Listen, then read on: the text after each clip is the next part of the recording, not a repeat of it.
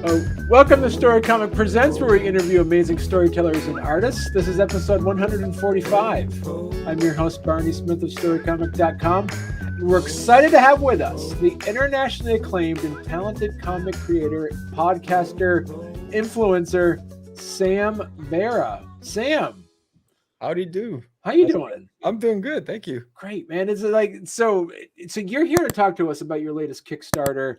There's an alien in my toilet. Yes. Issue number 1. It's an all ages sci-fi comedy. Yes. It's great to have you on here. You're also the co-host of that Catch the Craze podcast, yes. YouTube channel, and it is also with without any exaggeration. You were there at the beginning of the podcasting back in around 2006. Yes. And now you're back full tilt again. You got the band back together. Yes. And you came out again with your third Kickstarter. And so for those few people that might not be familiar with your podcast, your YouTube channel, and some of your works, do you want to kind of give people a bit of a background on how you don't have to go involved in like the whole 20 years that you've been around and being at the forefront of indie comics entertainment, but kind of give people a bit of a background on. Sure. It started with Moses when he first got the tablets. Yes. He was your guest on the podcast, right? Yes, he was. Yes. So in 2003, I met my buddy George at the School of Visual Arts at a continuing education class. At that time, I already had my plan to launch my imprint, Crazy Comics. And in 2005, we launched Crazy Comics. And my first title that I launched was Cosmic Wars, and George's was Rush 5377. And our first big convention was at the Big Apple Comic Con in New York City, at the New Yorker Hotel, okay. And then it became the Penn Plaza Pavilion. So we launched our books, Cosmic Wars and Rush 5377, and then there wasn't a lot of outlets that were supporting the promotion of independents and unknowns. Right. So I went to a pod camp, which was also at the New Yorker Hotel, with a buddy of mine named George Solis, who was an independent filmmaker. And we were both interested and intrigued by the whole idea of podcasting as this new trend that's coming. And so we went there, and I remember iFanboy and Comic Geek Speak. They were the biggest guys at that time, but they were covering all mainstream stuff. So I was like, you know what? I'm going to do this. So I asked a lot of questions at the pod camp. I interviewed a lot of the speakers there. And then I went straight to Sam Ash, and I said, I need a mixer. I need some mics. So I went home. I started setting everything up, and I had webcam. I had camcorders. I had JVC camcorders, and the big old clunky. So I had a big one on one end, and then I had a smaller one on this end. The webcams were not like they are today. And I called up George and said, we're going to be podcasters. And I was like, now we need guests. And the guests just became easy. They just started flooding in. Once the independent community found out that there was an outlet for them, they ran to us. And we were having so much fun. Then I was like, you know what? I want to do it on video. So we made, every time we went to a Comic Con, we interviewed the independent community at the cons. And then I would, splice them and edit them and then upload them to YouTube. And at that time, we didn't understand what we had. The downloads were out of control. We were always celebrating the statistics. We're like, look at that, 40,000 downloads. Look at this. And if I would have known then what I know now, forget about it. So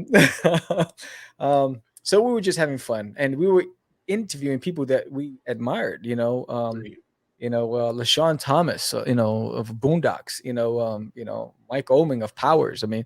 It was like everybody who was in the community that was making moves we were interviewing, and even the unsung heroes, the ones who were just starting out like we were. And then a newspaper editor approached us and said, "Hey, do you have a comic strip for our, we're looking for a comic strip, sci-fi related, and we're willing to publish." So I was driving through the Lincoln Tunnel, and then bam, Duty shows up in my head and he says, "Hi, I'm Duty from Uranus," and that's how that started.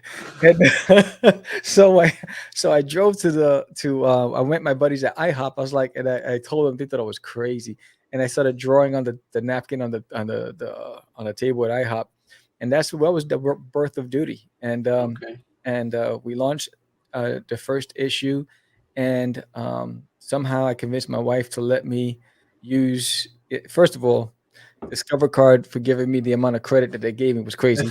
So, so they gave me a whole lot of money. It was gone in a second. So I went to, so I did licensing expo. Oh my God, it took me forever to pay that card off. And so I was like, you know what? I'm rolling the dice. I'm putting everything on black. We're going to licensing expo, and that cost 10 grand. Wow. Yes, my wife, and we're still married to today. God bless her soul. And we go there. We have a booth.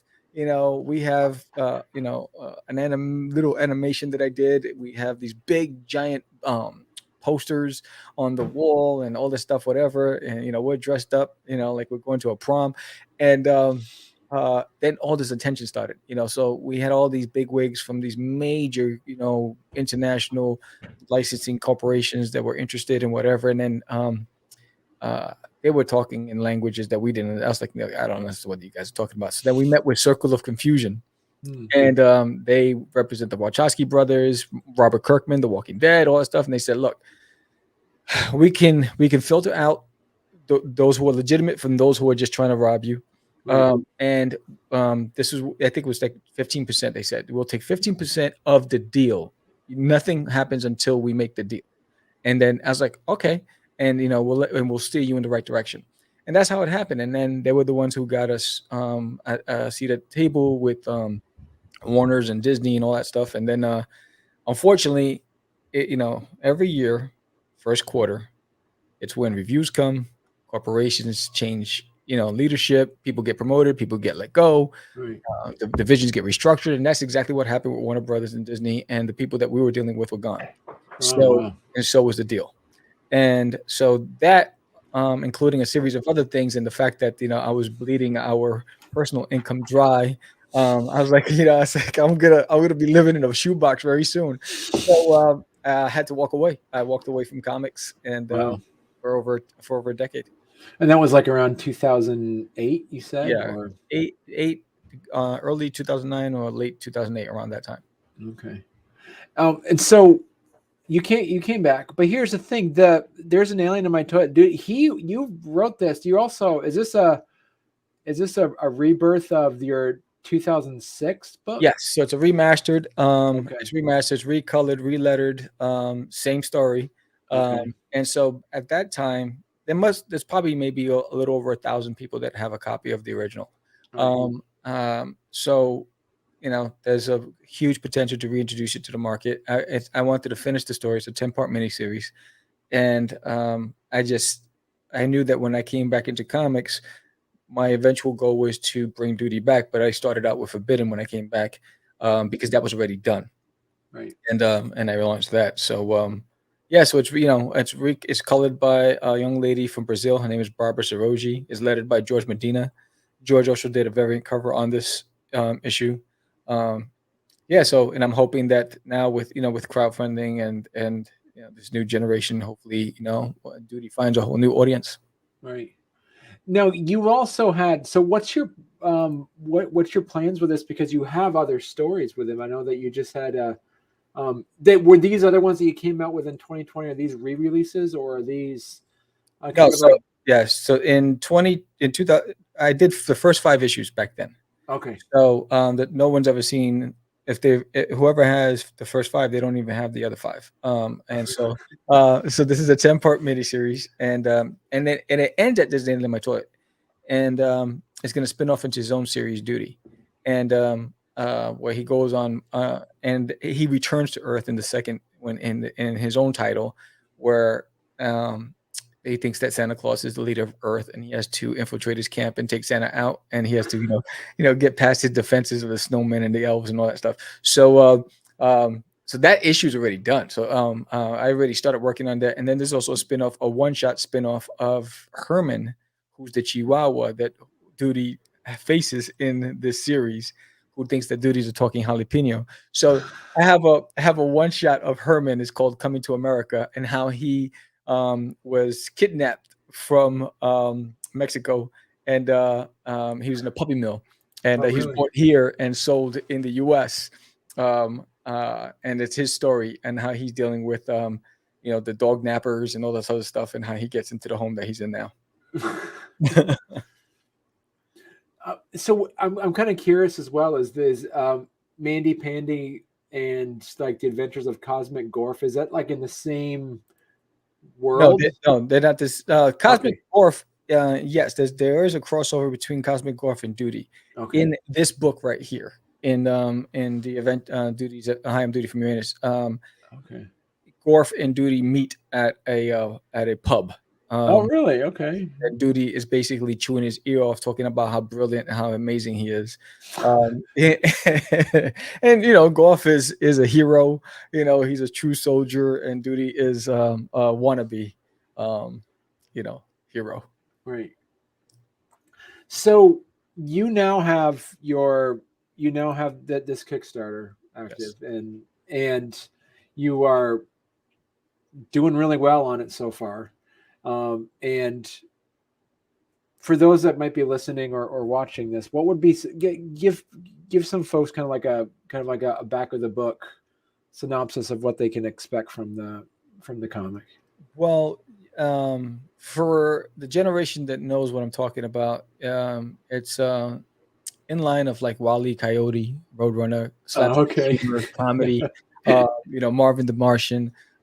So Duty's a larger than life personality. He's a spoiled kid. He's a son. His father's the Emperor of Uranus. So he has everything. He's spoiled, and he is tasked with a secret mission. At least that's what he believes, right? Okay. A secret mission to Earth to determine if we're a threat to his homeworld, Uranus. Really, it's General Goatee who's responsible for babysitting Duty because his father's the Emperor.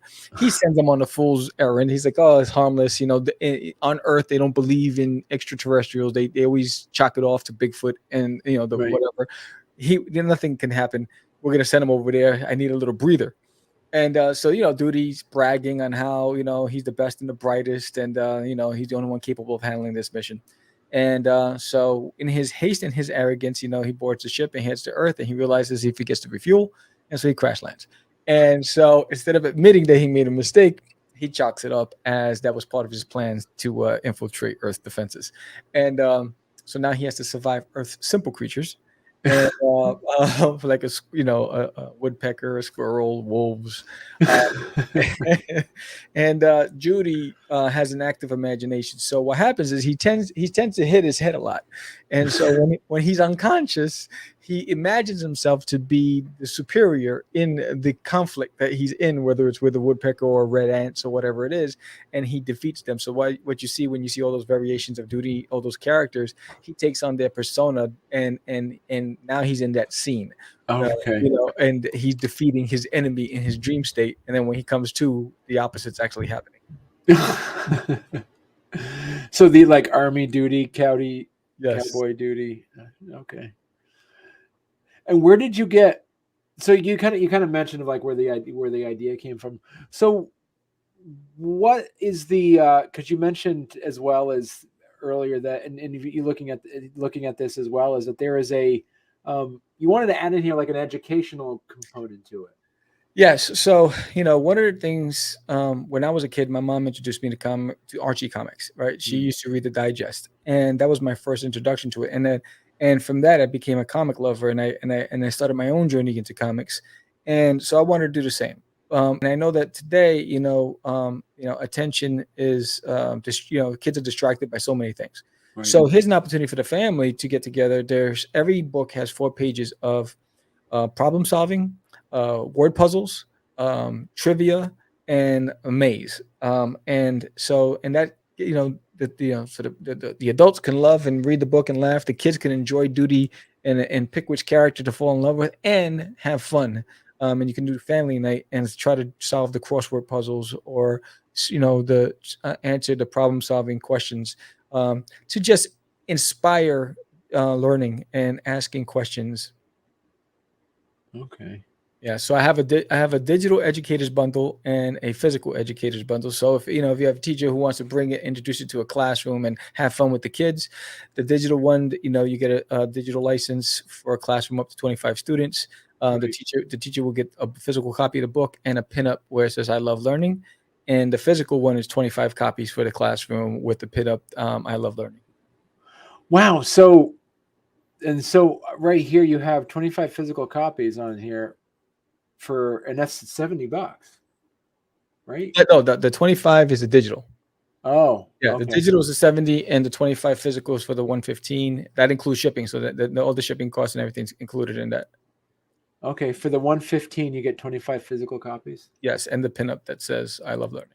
Wow, that is a fantastic deal. Yeah, yeah. Wow. So yeah, let's go through this. So I was kind of moving ahead for the sake for the viewers, but let's look at. I am I am really impressed about these price points. These are great. These are great deals. Thank you, thank you. You I tried to, you do the math and I try to figure out what's it going to cost for the supplies, the right, boxes, the bubble wrap, all that stuff, and what's the cost of shipping, and try to make it as um, um, appealing without creating sticker shock. right, Yeah. yeah. So right here you have like your five collector's works bundle for $5. That's all your digital right there. Yeah, so you get 4 of my kids' books, each illustrated by someone different. So, I wasn't the illustrator on it, I just wrote the story. So, Adventures of Cosmic Wars, I did the cover, but the interior was done by Masiek Emperor, who also did a variant cover for The Nail in My Toilet. Okay. Mandy Pandy the Curfew, it's based on my niece, Mandy, and, Hector Rodriguez, AKA Hero, he did the, interiors for that and the cover. Scary Airy was done by Big Cat Studios in the Philippines. And the Oogly Booglies was done by my buddy David Quiles. And then you get a bonus comic, a digital comic of George's Rush 5377. Wow. That's amazing. So how many pages is that altogether then? Oh, I don't know, because Scary Airy, I think it's like 40 something pages. I don't remember. So yeah, it's you got a good you got you can read a different bedtime story every night. That's amazing. That's you know, that's probably the best deal I've seen so far. And that's a great thing. And then you have for also for your $10 pledge, you get this is cover A, then this is for the book. Yes, and that cover was done by George Medina. Okay. Um and it comes with that you get the first issue and um a laugh out loud comic filled with bonus trivia, puzzles, and more. So how many pages is it then total when you're looking at this altogether? There's 23 pages of story, 4 pages of bonus, which is the trivia and the activities, and then there's 1 page of fan art. Okay. All right. That's really good. And then you have your cover B and then you have your cover B for $15. Yeah, and that comes with the 4 digital kids books as well. Wow. Okay. All right.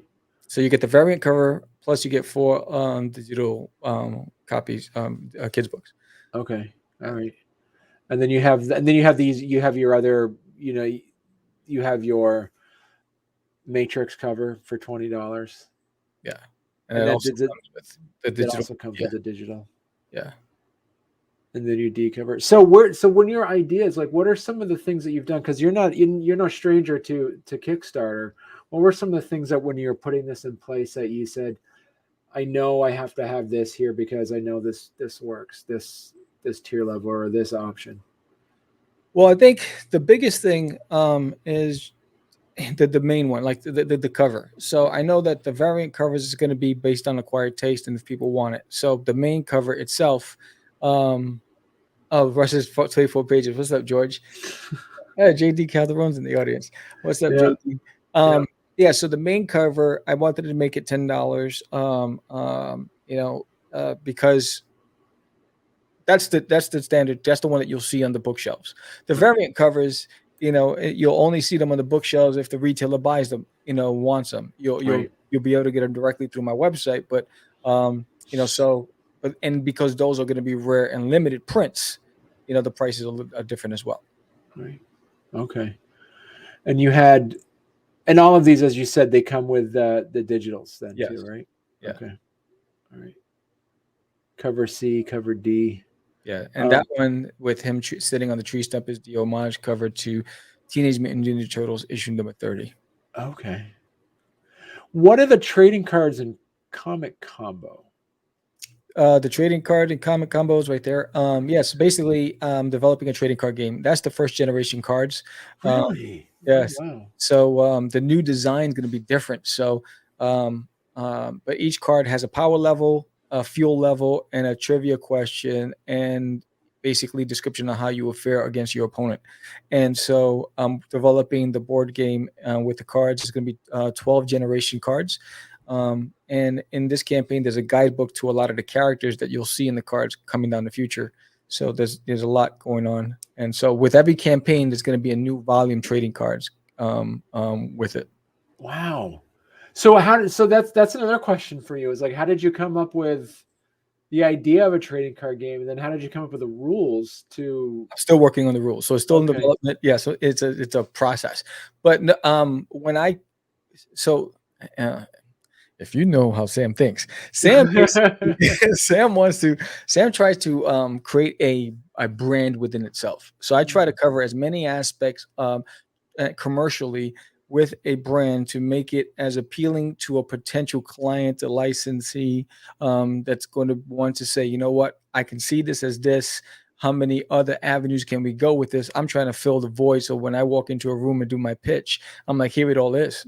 All you have to do is sign the check. You know what I mean? That's the way I think. So that's why I have the animated short trailer. That's why I have the figure. That's why I have the plush. It's all in preparation for when I set the stage where I go in and I pitch it. Right. And then you have,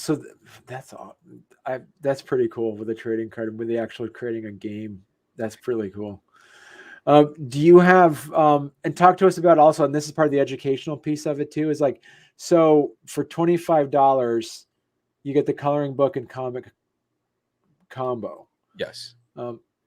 Talk to us about just from, putting on your creator's hat.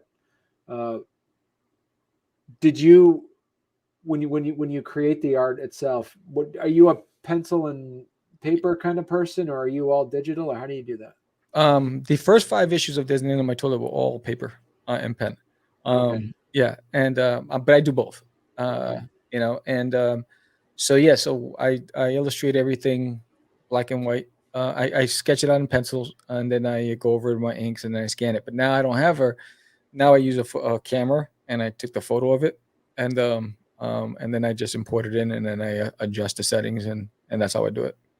And so, what about when it comes to doing it as a coloring book? How do you create a coloring book from the sketches? Oh, pretty simple. The coloring book incorporates pages from the actual book plus some extra bonus stuff, and basically it's just the line work. It's just the line work, and it allows the person who is in possession of it to say, you know what, I want to color duty blue today, or whatever it is. They can do whatever they want with it. And I thought, because Judy is an all ages brand, and Right. I wanted to be able to, when you come over, if I'm at a Comic-Con and you come over to my booth in your family, I want you to, be like, wow, yeah, my kid loves to color, or, you have a guidebook. My kid loves creating, collecting trading cards or whatever. You have a guidebook and you have trading cards, or you have, but all bringing it together into one package, which is why I have Duty's Adventures, which is the kids book version of Duty as he's growing up on the planet Uranus as a kid. So I'm trying to introduce all generations to the brand, so that way you have so many options to just have fun with it. Right. And yeah, and that's where you get into like the Duty and Friends. Yes. And talk to us about that, about the Duty and Friends. So yeah, that's the guidebook, and it's this volume 1. because Okay. there's a lot of characters in the universe, and so Wow. this is basically it ties into the game. This is not the rule book for the game. This is just a guidebook to the characters, Okay. and so you'll get to see what's coming out in the next generation cards. Because when I developed this first generation, like when I look at this first generation card that I developed, while the premise is there and it's going to apply to the new generation cards, the design aspect, I want things to be a lot more trendy today, as far as the color scheme and all that, and the design aspect of it. So, but you'll get to see a lot of the new characters that are coming down the road that you won't see in the first couple of issues. So at least you'll get a head start, and you're like, oh well, I can't wait to see this one in the card, or I can't wait to see that one. And because you mentioned card games, you also mentioned board games. So the cousin to that medium would be tabletop role-playing games. Yeah. Because you're already making a guidebook. Are we going to have? That's the goal. Yeah, the goal. Really? Yes. And that's the challenge is there's only so much time in a day. Right. Yeah. Doing a podcast, drawing, writing, promoting. So it's going to take a year just to develop the trading card game, and then what happens going forward. I'm hoping by the fourth campaign with it, and I'm hoping by that time, Duty is already in the hands of someone who can help me take it to the next level. Right. And then we talked about already about your educator's digital bundle and your educator's bundle as well. Yeah. And as I said, that's an amazing price for 25 comics for $115. Yeah. The challenge is getting with everything that's happening today and how sensitive everybody is, the title alone scares people unless you read the book, and then you realize it's not as I'm going to use the word of the day, George, is scatological. So it's not as scatological as you think, right? So I think what happens is they hear there's a name in my toilet, they don't realize that the punchline is in issue 10. It's really Duty's story, and it's why that title, and you won't know till issue 10. But so I think what happens is people are hypersensitive, so they automatically go to the worst. So that's the hard part. It's going to take a courageous teacher to say, you know what, let me read this first, and then, oh, you know what, this is not exactly what I thought it was going to be. This is actually fun. This is actually hilarious, and you know what, it's really educational. I want to introduce it to my classroom.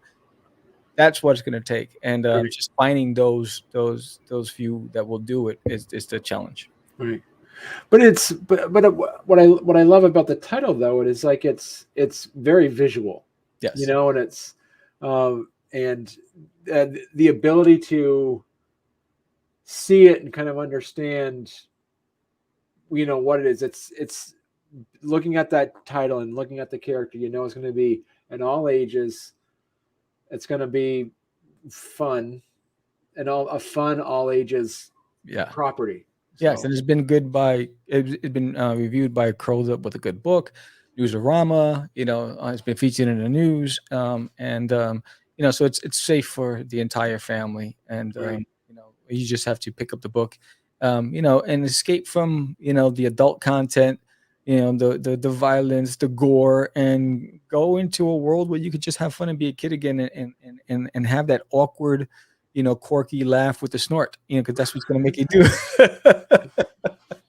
Well, and the other good thing you have on here too is that you said this is already written out, so it's like some Kickstarters, people are like, oh, we're halfway done the project, and it's ready to go to print. In fact, the first 5 issues are all ready to go to print. So that's the great thing about it is, but I'm starting with issue 1, and we're going to do the first 5 campaigns, and then do a first volume trade paperback, and then the next 5 campaigns. And I'm hoping by the time I get to the 4th, 5th campaign, at that time, I've already met with the studio or something to take it to that next level, because there's only so much I can do on my own. And I believe in this brand wholeheartedly. Duty is an extension of my inner child, and he and I are tasked with getting his message out to the world.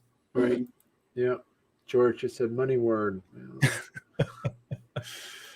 So talk to us about this here, your Super Duty bundle. That's like your masthead. That's like your gold standard right here, huh?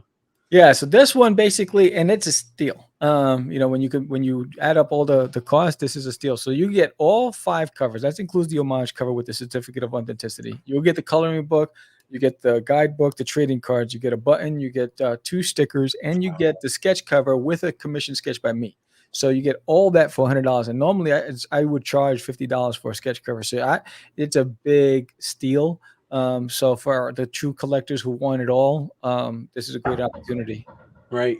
And then plus, as you said, that even like the homage cover is $30. So Yeah. plus your sketch. So right there, just those 2 books alone would be $80. Yeah. So yeah, and then the other ones there, if you add them all up together, this would retail like $150 around there. Yeah. Wow. Yeah. And then you have your retail bundle, which is $40 for $40 for you get 5 issues, and that includes the shipping. yeah. Wow. And then you have the ultra retail bundle where you get 5 of each cover, and you get the sketch cover with a sketch by me as well. Wow. And right there, that's a really good deal too. Yeah. And you have a military duty? Oh, wow. Yes. And so so you get it plain. This is what it looks like right here on my hand. So you get it plain, or you can get it custom painted by me. It's hard to see the lighting, but you can see details. That's cool. Look at his boots. Has that Beetle Bailey-esque look. Yeah. So, and also there's an opportunity to get one for free if we get to 150 backers or 5K, whichever comes first. Then I would raffle one of these off to backer. How did you make? I'm really curious. How did you get that made? I basically drew. If you see the illustrations, the 3 sides up there, I drew it and I sent it to a 3D printing company, and they created the mold, and then I approved it, and then they printed them for me and shipped it to me. Oh, that's awesome. And then you get your plush. Wow. Yes, that's a big plush too. It's right here. Wow. Look at this bad boy. How did you get? That's another thing that you made. Yes. How did you get that commissioned? It's from India. I had a company in India. I basically had the same thing. I sent them to my illustrations, and they sent me the proofs, and I approved it, and then went from there. But again, all of this was for me to be able to get into a boardroom and start pitching it. And so I'm just trying to have as many. So, which is why I'm only putting one of them up on the campaign. But I think it's like 18 or 19 inches tall. How many do you have? Only 2 of those? Only 2 of those, yeah. Wow. So someone's going to be able to, for $500, they're going to be able to own only one of 2 of the. Yeah, because they're prototypes. So everything I've done were really just to be able to go and pitch it.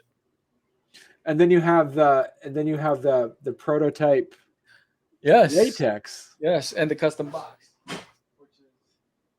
The custom box. Yes, it's right here. All right, let's see that. This was the original. This is the original prototype that I printed, that I had made up back in 2006 of the Duty from Disneyland in my toilet, and this is the custom box. So there's only 7 in existence, and this is only one person. He was a true, I forgot his name. He was a true Duty fan, and he has everything I ever created: all the T-shirts, all the cards, every book. I sold him one. It was a hefty price, but I sold him one in 2006, I believe. Wow. So I'm actually putting one. It's one of 7. So this is number 2. So it's signed on the bottom and it's dated. This is number 2 of 7. So someone, it's really just for collectors. It's not a toy. It's not for kids to play with. To have one before Judy takes over the world, because that's the goal. Right. But this, was it hard for you? I'm just thinking as a creator to say, I don't want to give this up. How much were you trying to think about that? He looks at me every day. He's like, "How can you do this to me, Dad?" I'm like, "Stop it. Stop it. Stop it. Don't look at me like that." Yeah, it is tough. Which is why, I have 7 of them, and I was like, you know what? I will, one of them would, but they're all looking at me with those sad eyes, those puppy eyes. But it's an opportunity, for someone to say, hey, you know what, I had it before it became what it became, because my goal is, as long as I have the energy and the strength to do it, I'm to take it as far as I can. Right. And it reminds me too. I was like thinking about it. This is an investment for Yes. anybody that's watching or listening. These, what you're bringing up, these are like, think about these as like, you know, investing in a startup company is like, this is like for those startup collectors. Like, this is your opportunity to get this before, as Sam was saying, before it blows up. Because I have no doubt that with your ingenuity, integrity, and innovation, that it is gonna this is gonna go. Thank Yeah. you. Thank you. And what are the custom 8x8 wood or canvas arts here? Yes. So basically, wall art, whether it's on a canvas or wood, you can get a custom piece for $75. Wow. And it's a steal only on Kickstarter. Because if I'm Wow. at a con, it's a little different. Right. If Yeah. it's live at a con, I'm doing live commissions, it's different. But for the Kickstarter, I thought I'd do a deal. Right. And that's limited to 10. Is that? Yeah, because my goal is to get everything shipped in April. So the amount of Okay. time it'll take me to do it. All right. Oh, and our good friend Daphne Lage is Yes. okay. Yeah. Yeah, definitely. She did that Samurai Duty. That's one of the trading cards in the series. And Brian Kong, who's also an amazing trading card artist. He's done everything from Major League Baseball to the big two, and he did that Duty Face card. Okay. Duty in the raid. Oh yeah. You got all these like these stretch goals here. Yeah. And how many of these, because as you say, is that you are going to be doing other Kickstarters for this, doing for issue 2, issue 3, issue 4. Right. How many of these? So, because you only have one of the plushes, are you looking at having your other prototype latex ones? Are you going to be utilizing those for maybe other? Well, if no one scoops it up here, I'll probably offer it on the next one. I'm not sure yet. Right. So I'm going to see how this campaign fares. I'm Right. hoping that we exceed 100 backers. There's 88 people pending that are still watching the campaign that have signed up that haven't pulled the trigger yet. So I'm hoping that they're just waiting for the last 2 days or whatever it is. So I'd like to break 100 backers, because whatever happens with this campaign will help me steer the ship on what I'm going to do with the next one. Right. Yeah. And depending on what you're saying is like what you're going to maybe add something or Right. adjust some of the tiers. Because I might just, the next campaign might be a lot simpler, Right. and not as I think sometimes when you walk into a big store and there's just too much to choose, you walk out and like, oh, my head hurts, and you're like, you forget what you went in there for because you've seen so much. So I don't know if so maybe and I'll in the survey. When the campaign's over, I'll send a survey. Say, what did you think? Were there too many options? What would you like to see the next time around? To just get feedback, because I believe that the audience will tell you, what you should be doing, and I'll adjust based on that. Right. Right. Well, I got to tell you though, I mean, like I'm for me personally, when I'm looking at this, I'm going to be backing the $35 one. Like the podcaster, I could have like a commercial, huh? Is that what Yes, that? you get 30-second commercial played every week for a month on Catch the Craze podcast. Plus, you get the book. Right. And so you get the bet, and that's a steal, because if you go to the website, I think it's like $15 per commercial. So that's like $60 already there. So you're saving a whole lot, and it's a great deal. I thought it's a great way to help podcasters. And thank you. See, I just did. I Yeah, can't. I'm not gonna. I'm not gonna have Sam, talking about my podcast. This is, yeah. Yeah, Sam and George talking about my podcast for 30 seconds. Yeah, man, I gotta jump on that. It's a great deal. Thank you so much, and I'm sure you're gonna love the book.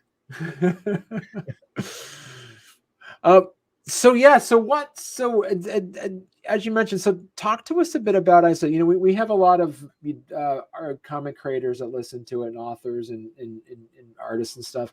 And one of the things that amazes me about what you do is just being able to as you say, time is literally our most finite resource. Yes. And then how are you able to allocate the time for everything else that you do to do that? And what would be some tips and advice that you would give to other artists and creators? If you're in a relationship, make sure that you establish the guidelines first, right? So, you gotta find the time to spend with your loved ones. And so what I do, we dedicate a specific day of the week because my problem is, it's a curse and a blessing. Every time that I feel like I'm not working, I feel like I'm missing something. Like somebody's walked through a door or something's happened I missed. And I put in at least 13 hours a day just on what I'm doing. And so I think, but the biggest thing, you have to establish those ground rules with your family. Right. What's that family time look like, and then work around that, and then commit all that extra time to what you need to do. So take care of what you need to do for your household. Be responsible, all that stuff. Don't alienate the people that are helping you get there. And then with the rest of the time, don't waste any of it. Right. It's uh, so the way I break down my day, I wake up at 7. I feed the dogs. Because my wife, she's up till like 4 in the morning, so she gets up, she sleeps late, and so I'll feed the dogs, I'll let them out, I clean up after them, and I do all of my social media posting, right? And that takes about 2 hours, and then I go work out. And then I work out, and when I'm working out, I usually talk to George when I'm working out on the phone, and we're talking about either upcoming guests, or we're talking about campaigns or whatever it is. And then I go to the studio, and I'm either editing a video, promoting the campaign, drawing, um, um, researching. I do a lot of research and learning because there's so much that's changed in the industry, and it's constantly changing, and the information changes and the technology changes. So I do a lot of research, or I'll reach out to people who are proficient in an arena that I'm trying to play in, and I'll reach out to them and I'll ask them questions. So I dedicate at least 30% of my time to research R&D, right? Research and development, finding out price comparison, comparing shopping to see where's the best place I can get a trading card printed, or where's the best place I can do that. So 30% of my time is to that. 30% is to illustration and writing. And the rest of the time is usually to promotion and the podcast. Wow. And so, and then, like you said, then how much of how important is it that you would say too, as a creator, to add a piece of that, as you mentioned, like some of the educational piece of doing the research piece and learning. That's the most new important things. part of it, because I think the individuals that fail or fall behind are the ones who believe they know it all.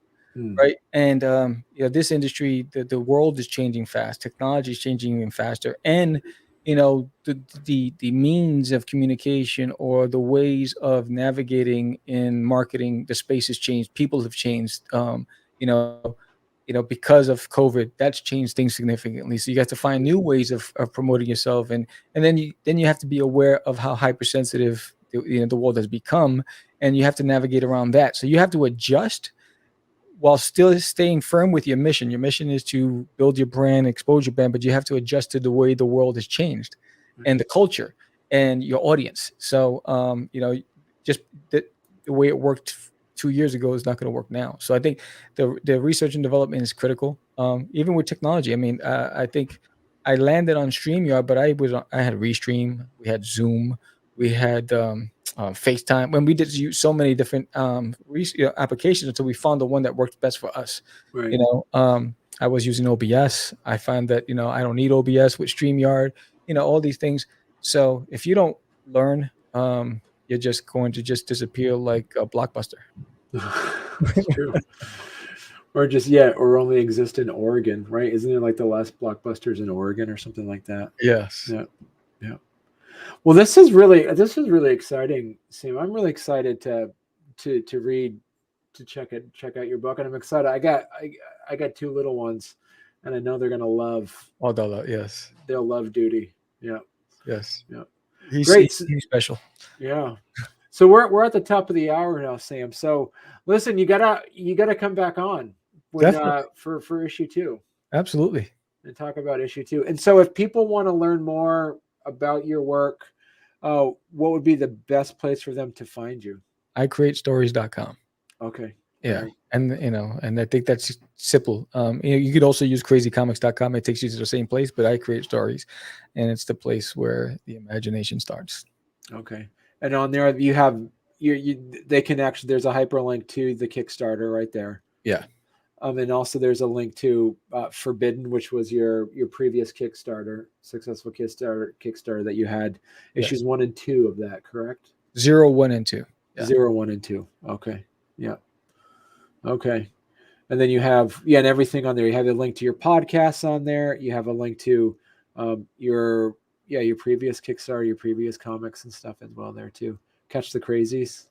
Yes, that's basically the story based on George and myself, with a supernatural twist. Basically, how we started in comics and created the podcast. And I want to be the best podcast in the universe, so I go into the woods and I shout out to the universe, help me be the best podcast. And they answer in the form of the crazy man, this Afro-wearing bell-bottom hippie from another universe, who brings the crazies to Earth, and they stop bopping people over their heads with microphones so you can't see them. Only we can see them.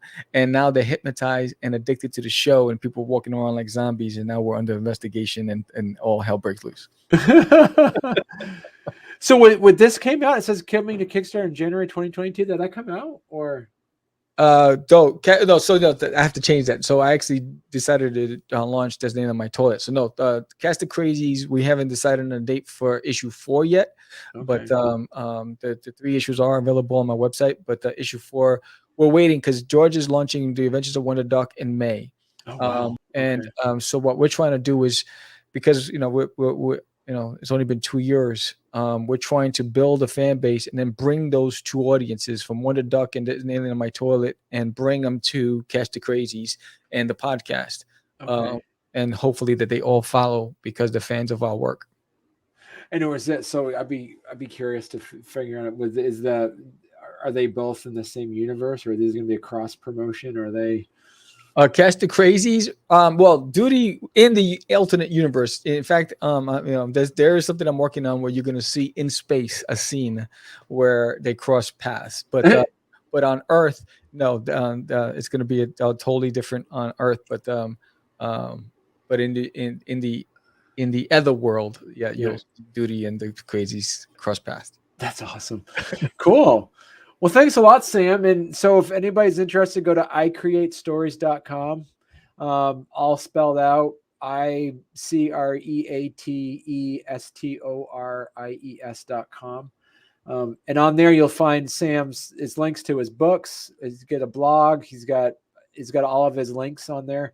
And definitely check out, you definitely check out Sam and George's Catch the Craze YouTube channel. And like I said, the two of you were pioneers to the podcasting world. Yeah. So, as you said, there was crazy. So you laid out the road for a lot of people. So we appreciate all that. So. Yes, and now we're trying to fit into the party that we started. Yeah, that's like wait, back to the party and like, wow, there's like a lot more people here. Like, who are these guys? We just went out and got some brews and came back, and now everybody is in. Right? Yeah. Cool. Well, thanks a lot. Thanks a lot, Sam. I sure do appreciate it. And come back on in the next couple of whenever issue 2 comes up. Absolutely. Thank you for having me, and thank you for supporting the campaign. You're welcome. You got it.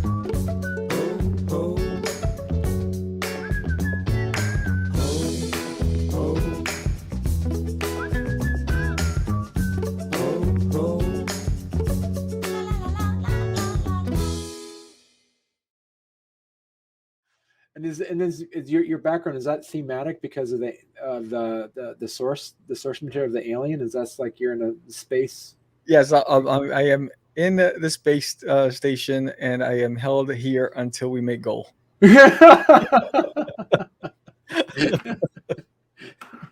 You're eating like the freeze dried ice cream and all that kind of stuff.